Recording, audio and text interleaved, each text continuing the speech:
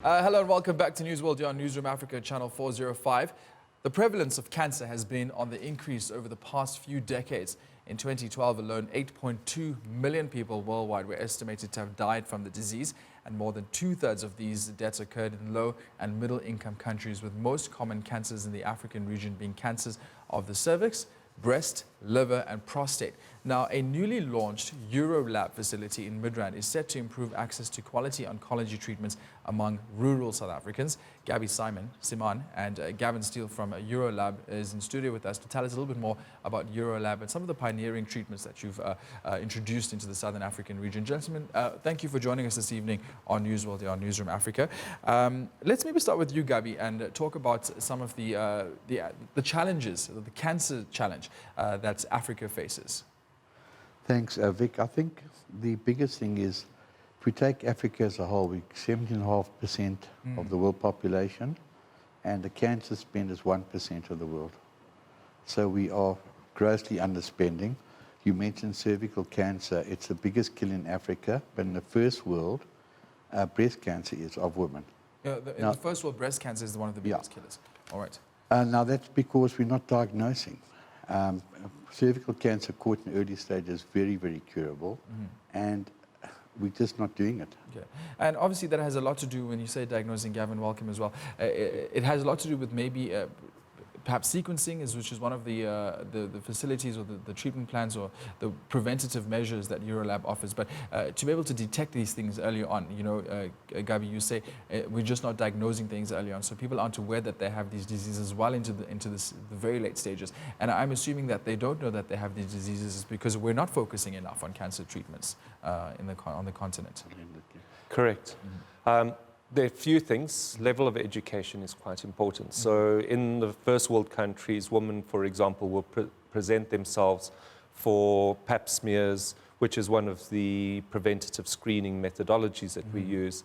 And so generally speaking, as Africa, we've lagged in terms of general awareness of cancer and how to prevent cancer and protect ourselves. So it's this big bad C word, but no one really knows what is cancer.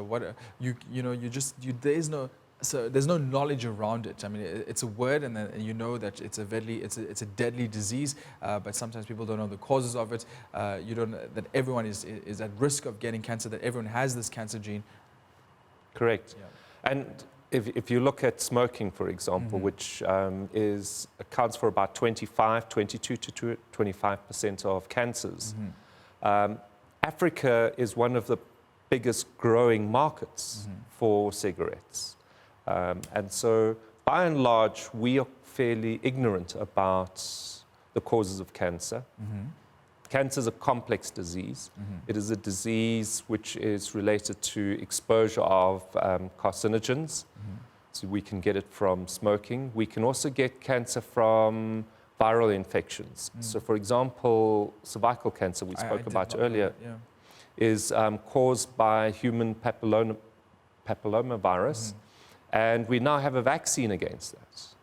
And what's a little concerning to us in the cancer space is that not enough children of school-going age are getting HPV vaccination, and that will protect them from getting cervical cancer. Or limit the chances of getting cancer. Gabi, let's also maybe talk about why in this area in Africa or the Southern African region, you mentioned that cervical cancer is very, it's one of those that's very prevalent, one of those cancers that's very prevalent. We know that prostate cancer is also very prevalent in the region. I mean, recently we saw a team of scientists, by mistake, they were trying to research why prostate cancer is so prevalent in the region, and by mistake had discovered that our DNA is traced to Botswana. But why are certain cancers so prevalent compared to others on the region? I mean, you mentioned some of I think in our African country, Gavin's mentioned the virus. Cervical cancer and prostate cancer are both highly curable if caught in initial stages. We've, of Intersect, together with Discam, are bringing out a unique way of diagnosing cervical cancer without a pap smear at a tenth of the price, which will be hopefully launching through NHI, and that will help tremendously in helping cervical cancer and catching it early. And I think you mentioned price, and this is where Eurolab comes in, because Eurolab is trying to make cancer treatment accessible to as many people, because cancer is also very expensive. Correct. So let's talk about some of the treatments that Eurolab has now kind of pioneered and made available. I know there's lots of generic medicine. There's a few instruments that are also being used in the fight against cancer. Gavin, maybe take us through some of the innovative treatments that Eurolab has now introduced on the continent. So I think the cornerstone of our business is generic oncology care. And we're very proud of the fact that by and large, and it'll change every now and then, but we are the cheapest in the market. Okay. So what happens is when the patent of a expensive cancer medicine expires, we then find quality manufacturers, predominantly in what we call PICS countries. Those are countries where the factories are well regulated, and we bring them in at reasonable prices. And so far, in the private sector, we have managed to maintain the lowest prices across the board. All right. And what about the public sector? I mean, how do you get involved with the public sector? So the public sector works on a tender cycle. Yes. And we're a fairly new company. We started in 2012, and the current tender is coming to an end, and we will be hopefully participating in that going in the future. And what does the NHI mean for a company like Eurolab? Gabby? If I can answer that, I think NHI is going to be really welcome for cancer in our country. You know, if I give you figures for the private healthcare, there's 8.9 million people under private healthcare coverage, and we treat 15,000 people a month in chemo. The 47 million people in government, we treat 17,700. We should be treating 80,000. So I don't know if and when we'll have enough money for national health. But I do believe when we do have enough, like our Minister of Finance said, we can't afford it yet, but when we do have enough, we start with cancer. Right. Instead of starting with colds and flus, et cetera, I think that's where we really can make a difference. I mean, okay, cancer it's not a fairly new phenomenon. It's been around for years. It's been around for decades now. But why is treatment still so expensive? It's the new treatments coming out. And you're constantly trying to evolve. And it's immunotherapy, CAR T-cell treatments, et cetera, and they are expensive even to first world countries like the States. In the States, 25% of people that have got cancer and get treated go insolvent. 40% get into financial difficulties, and that's the States. So you can imagine how difficult it is. It's immoral, some of the prices have been charged, quite frankly. All right, and let's talk about some of the treatments and the innovative ways that Eurolab is now trying to tackle the big C word. I mean, I know there's a gamma knife that you're using for tumors. You mentioned a lot of generic medicines as well. So one of the exciting interventions we brought on board is a laboratory technique using blood rather than solid tissue to be able to look at the genetic makeup of the cancer. And why is this important? It allows the doctor then to target the correct treatment to the cancer. At the moment, what we do is we follow what's called a protocol-based approach, and it works on probabilities. But over here, we can directly tailor a patient's therapy to their needs. And so we're not exposing them to unnecessary toxicities, and also we're making sure that every rand we spend on the patient's treatment hits the mark. The gamma knife is also very exciting. It's the first in the Southern Hemisphere, and it is a radiotherapy technique which targets the tumor from the head up. And it is, the reason why it is very exciting is that it is less invasive. In other words, it doesn't damage as much tissue as the older techniques that are being used. It is also useful in treating certain neurological diseases as well. And so we're very proud of having brought the first gamma knife. All right.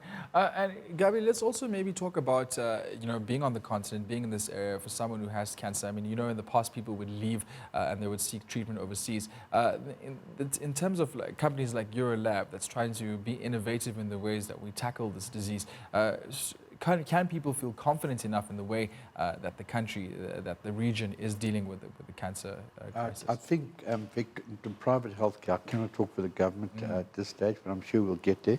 Private healthcare, I believe, is as good as anywhere else in the world. All the treatments are available to us. We've got all the ethical companies here that are overseas, Roche, etc., etc. We have the top oncologists. They go to attend all the congresses in the world. We've got top machines. We've now brought the ASU, which I think Gavin needs to chat to, which is going to get medicine to the rural areas. There's only 10 hospitals that... Yeah, let's talk about Eurolab's role with the rural hospitals and how they involved in that aspect. So we've just built and received our license for the first in Africa, ASU. So it's a centralized mixing facility. And what happens here is that we can mix the chemotherapy here in Midrand, and that chemotherapy can be sent anywhere around the country. And so based on rural healthcare models implemented in Australia, so New South Wales has a program whereby in Mount Isa, which is a rural area, works with Townsend, which is a oncology center, and using telemedicine like the previous speaker was talking about. The specialist at the main center goes through the blood results and checks, is it safe to treat the patient, looks at their progress, and then using telemedicine gives a go-ahead. So you get a multiplying effect. You can imagine if you have an oncologist doing outreach, they're in a car for 4 or 5 hours, so all of that time that they could be treating a patient is lost. Now, the problem with chemotherapy is that it's dangerous, it's toxic, and it needs skilled people to mix. So up until now, the problem has been, well, it's very fine to do the telemedicine, but how do you get the medicine there? So with the ASU, we can mix it in Johannesburg, and I use an example of in KZN. So if the patient was first treated in Durban, the idea is that they will get their first or second dose in Durban, and let's say they live in Newcastle, then they can just pitch up Newcastle Hospital, nurse can do the bloods, consult with a specialist, and then get the infusion then and there. Now, if you compare that to what a patient goes through today, they get up usually 4 in the morning because patient transport will leave Newcastle about 6 o'clock. They travel through to a foreign environment. They are then exposed to chemotherapy. You feel you've got fever, you've got nausea, and then you get back late in the evening. It's quite a traumatic experience. And in Africa, we talk about treatment abandonment, whereby people just give up. And rural health outcomes for cancer internationally is problematic. Someone in Australia with prostate cancer, which we were talking about earlier, who is diagnosed in a rural area, is only has 1/3 the probability of survival compared to their urban counterparts. Well, there you have it. Gavin Steele and Gabi Simaan from Eurolab talking to us about some of the innovative ways that they are addressing cancer treatment in the private sector. Thank you, gentlemen, for joining us this evening. Also eating the burden of cancer for some of the patients with this new ASU treatment that Gavin had just mentioned. We're going to take a short break, but unusual, going to talk to one of the Idols winners from 2015 coming up next.